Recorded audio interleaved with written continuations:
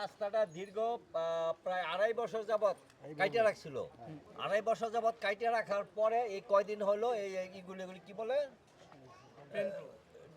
ড্রেনগুলো করা হইতেছে এবং মানুষের দিনের পর দিন দুর্ভোগ। একটা রুগী নিয়ে মানুষ যাইতে পারবো না, একটা গাড়ি তো চলেই না, রুগী এবং বয়স্ক লোকও চলাচলের কোনো অবস্থা নাই।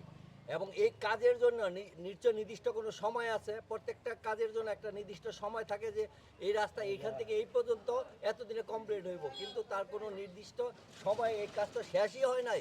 বছর পর বছর লাগতেছে, এরপরও কাজ শেষ হইতেছে না।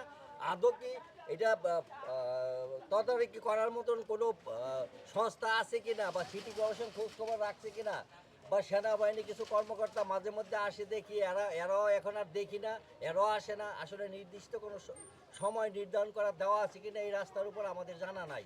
এবং দিনের পর দিন, মাসের পর মাস মানুষে হয়রানি কষ্ট যাচ্ছে এই রাস্তা দিয়া।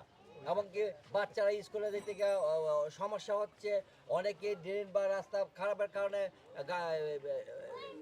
অসুস্থ রোগী নিতে পারতেছে না, বা নানান বড় সমস্যার সম্মুখীন হতেছে আমাদের এলাকার লোকজন বছরের পর বছর। এই ব্যাপারে কর্তৃপক্ষকে একাধিকবার আমরাও সেনাবাহিনী একাধিক কর্মকর্তার সাথে কথা বলছি, অথবা যারা কন্ট্রাক্টর তাদের সাথে কথা বলছি, কোনো প্রতিকার আমরা পাচ্ছি না। এবং এইটা না, শুধু এর পাশে আরেকটা রাস্তা ওই দিক দিয়ে গেছে, ওই রাস্তাটা একই অবস্থা। এমনকি আপনি বাজারে মূল রাস্তা থেকে যেটা বৌড়ার দিকে যে রাস্তাটা গেছে, এই রাস্তাটা প্রায় 3 বছর যাবত এইভাবে কাইটা ফালায় রাখিয়া দিছে, কোনো উন্নয়নের কোনো খবর নাই।